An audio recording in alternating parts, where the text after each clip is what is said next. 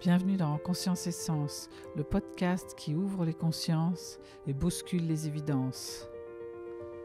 Dans un monde en accélération croissante, un monde du toujours plus, d'exigence, de séparation, de souffrance, il est primordial aujourd'hui de ralentir pour se poser et se confronter à notre puissance.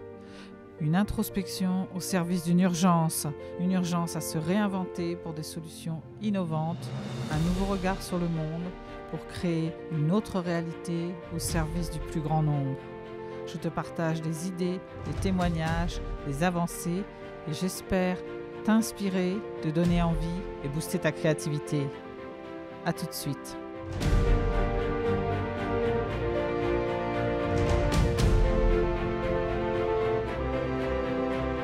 Chaque moment est sacré. Puissions-nous nous en souvenir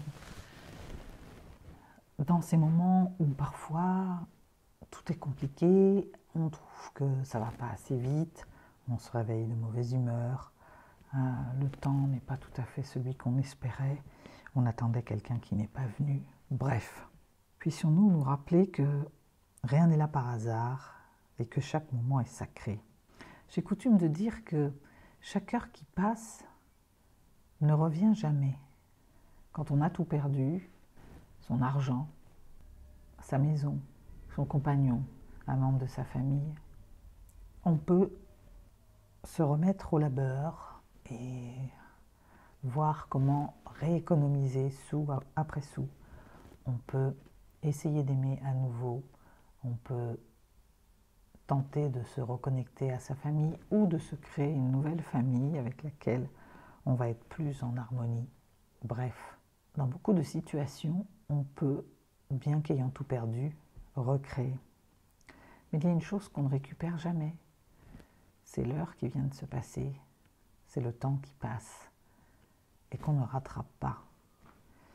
Et chaque heure de passé que tu n'as pas traversée en profitant vraiment en pleine présence de cette heure-là, est une occasion perdue de vivre profondément l'instant. La proposition est de voir dans cette heure qui vient de passer, même si elle ne correspond pas tout à fait à ce que tu t'attendais à voir, à vivre, voir la chance d'en avoir une devant soi à vivre et de la vivre pleinement. Pour illustrer ce que je viens de vous dire, j'ai envie de vous lire un passage de toujours Neale Donald Walsch, Quand Dieu s'en mêle, les miracles arrivent, sur les synchronicités et les moments de grâce au quotidien, et qui s'appelle « Voir le sacré à chaque instant ». Un formidable instructeur m'a enseigné que tout le chemin est sacré, peu importe l'apparence qu'il prend. Je l'appelle Saint Anthony, c'est un petit garçon. Son propre chemin, Anthony l'a commencé de façon très précaire. Dès sa naissance, il était toxicomane, aussi ses grands-parents l'ont-ils adopté et en ont-ils eu la garde immédiatement. Mais à l'époque, les médecins ont dit qu'il faudrait un miracle pour qu'Anthony vive. Un miracle ? Que voulez-vous dire ? Quel genre de miracle ? Demanda sa grand-mère. Les médecins lui répondirent que pour que ce bébé vive, il faudrait pratiquement que quelqu'un le porte contre soi non-stop durant les 2 premières années de sa vie. Il faudrait en effet aussi longtemps pour que le traitement prenne et que ce petit corps guérisse. Sans hésiter, sa grand-mère répondit « Eh bien bon sang, je suis tout à fait capable de faire cela. » Et c'est ce qu'elle fit. Anthony vécut donc avec ses grands-parents dans un environnement merveilleux. Il fut littéralement enveloppé d'amour et eut la chance d'être en présence de personnes qui étaient profondément spirituelles. Dès son premier jour sur Terre, l'amour inconditionnel et la spiritualité firent partie de sa vie. Tout naturellement, il s'épanouissait dans cette atmosphère et était très heureux. Il ne pouvait pas savoir que pour la seconde fois de sa jeune existence, un changement radical allait survenir avec transfert dans une nouvelle famille. Quand Anthony parvint à l'âge de 6 ans, sa grand-mère tomba très malade et mourut bientôt d'un cancer. Je faisais partie du groupe de soutien de sa grand-mère tandis qu'elle se mourait et j'ai passé de nombreuses nuits chez elle et une bonne partie de ce temps-là avec Anthony. Ce qui arrivait le rendait triste évidemment, mais la profonde compréhension spirituelle qui était la sienne, même à 6 ans, lui permettait d'avoir conscience que sa grand-mère allait se rendre dans un endroit merveilleux. Aussi trouvait-il le moyen de se réjouir pour elle. Quelques mois plus tard, son grand-père mourut à son tour. Je me dis souvent qu'il avait sans doute le cœur brisé. Ce second décès aurait pu dévaster plus d'un enfant, mais cette fois encore, pas Anthony. L'amour incroyable qu'il avait reçu au cours de ses premières années devait lui avoir inculqué un formidable sentiment de sécurité dans ce monde, car il sortit admirablement de cette période difficile. Sa foi dans le monde reçut immédiatement sa récompense lorsqu'il entendit dire que son oncle et sa tante avaient accepté de l'adopter, alors même qu'ils avaient tous deux pris la décision de ne pas avoir d'enfant. Comme j'étais proche de la famille, j'eus le privilège d'accompagner Anthony pour aller à la rencontre de sa nouvelle famille. J'avais l'impression de leur apporter une vieille âme pleine de sagesse qui allait instruire ses nouveaux gardiens. Et Anthony continuait de m'instruire moi aussi. Ses questions et ses peurs me rendaient sensible aux miennes, et ensemble nous trouvions la paix de l'âme au beau milieu de cette expérience douloureuse. Notre vol atterrissait à Denver, où il arriva en retard, ce qui nous a donné la joie de courir d'une porte de l'aéroport à l'autre, forcément la plus éloignée, pour tenter de prendre le vol suivant. J'ai pris Anthony par la main en tenant les bagages de l'autre main et nous avons sprinté à travers les couloirs. J'ai crié au personnel qui vendait les billets « Appelez l'autre porte, s'il vous plaît, dites-leur de nous attendre !» À lire l'expression sur leur visage, ils me prenaient pour une folle. Et bien entendu, l'avion suivant ne nous attendit pas. Anthony leva les yeux vers moi, qui avait une contenance pas très angélique, je l'avoue, et me demanda « Margaret, est-ce qu'on passe la journée à courir ?»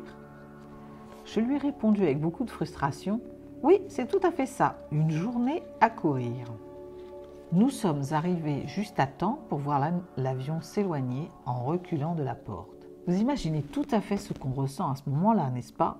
Anthony et moi nous sommes donc rendus au guichet où nous avons appris que le vol suivant décollerait dans 5, je répète, 5 heures. Ma première pensée, car je n'étais vraiment pas dans mon moi sacré à ce moment-là, fut de penser « Il va me falloir passer 5 heures dans un aéroport avec un gamin de 6 ans. Mon Dieu, est-ce que vous plaisantez ?» J'arrivais juste à me dire que ces 5 heures allaient être intéressantes et c'est là qu'a débuté ma leçon. Tout est sacré. Au guichet, l'employé nous demanda « Ça vous serait utile les coupons repas ?» Anthony tendit aussitôt la main avec enthousiasme pour prendre les coupons, estimant que c'était aussi bien que de gagner à la loterie. Je fulminais, mais Anthony était ravi, tandis que nous mangions nos Happy Meal, ce qui nous prit bien une demi-heure. Nous nous rendîmes ensuite dans la zone où nous devions attendre, en grande partie vide, et où il nous restait 4h30 avant le vol suivant. Je ne m'en réjouissais pas trop, car je ne savais vraiment pas quoi faire avec un enfant de 6 ans, et j'avais oublié de demander « Mais qu'est-ce que Dieu a en tête avec tout ceci ?» C'est une question importante quand l'on veut savoir comment le sacré se déploie dans toute expérience de vie. Anthony, pour sa part, n'était en rien dérangé par cette attente et entreprit d'ouvrir son sac à dos, d'en sortir tous ses Power Rangers, un mélange de fruits secs, des livres à colorier et des feutres que nous avions mis avant de partir. Il fit ensuite un large cercle sur la moquette avec tous ces éléments sacrés, s'étendit à plat ventre au beau milieu de cet espace et se mit à colorier. Je me suis alors dit, ça devrait durer environ 10 minutes. En réalité, cette cérémonie sacrée se poursuivit durant les 4h30 suivantes. Et vous ne savez pas encore le meilleur. Un peu plus loin, dans une autre zone d'attente, un petit garçon se mit à pleurer de ce genre de pleurs que, quoi que fassent les parents, rien ne parvient à consoler. Anthony se releva pour pouvoir voir cet enfant en pleurs et avec beaucoup d'enthousiasme lui fit signe de la main de venir le rejoindre.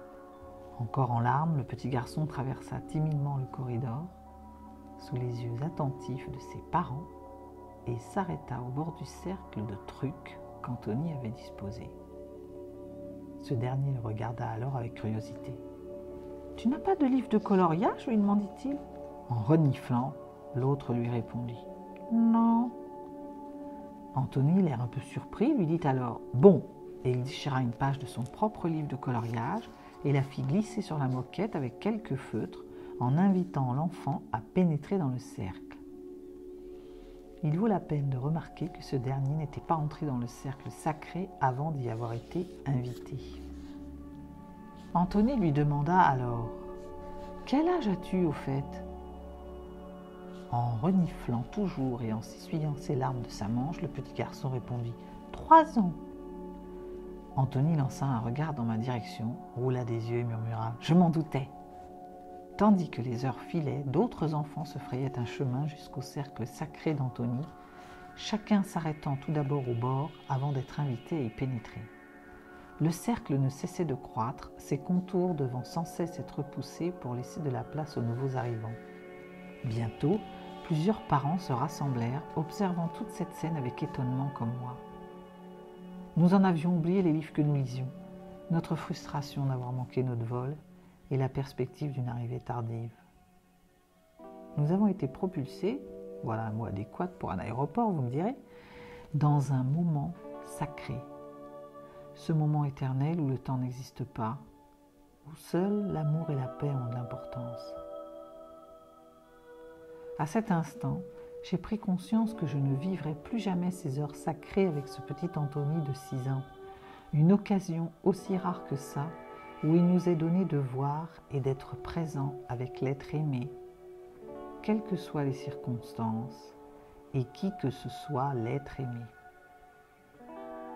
Ce jour-là, je me suis rappelé que tout trajet est sacré, que chaque expérience contribue à notre instruction en vue du déploiement de notre moi sacré et de célébrer qui nous sommes véritablement.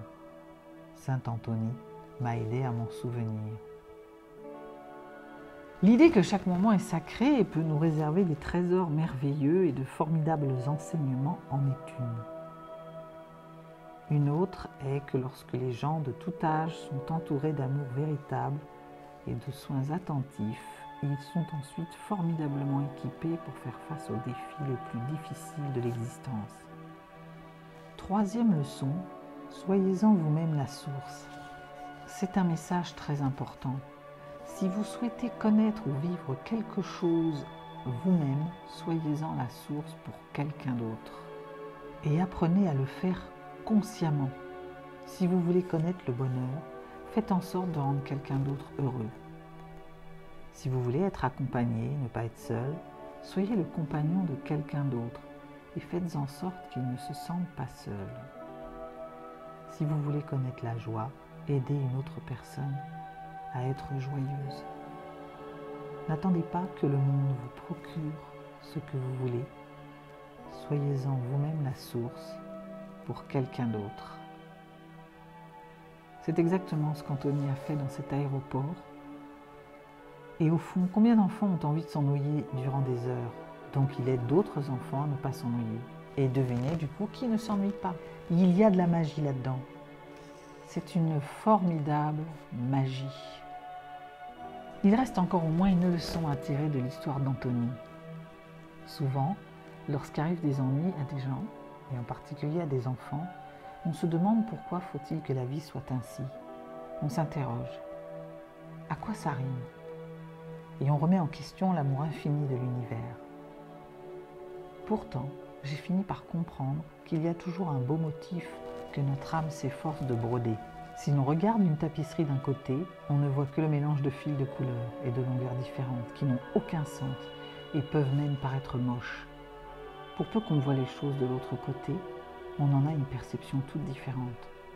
On distingue alors l'élégance du motif, on est émerveillé par sa complexité et l'on comprend alors la nécessité de tout ce méli-mélo de fils et de couleurs.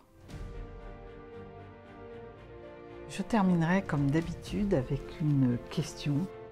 De quoi avez-vous besoin? De quoi manquez-vous en ce moment? Et à qui allez-vous l'offrir? À très vite.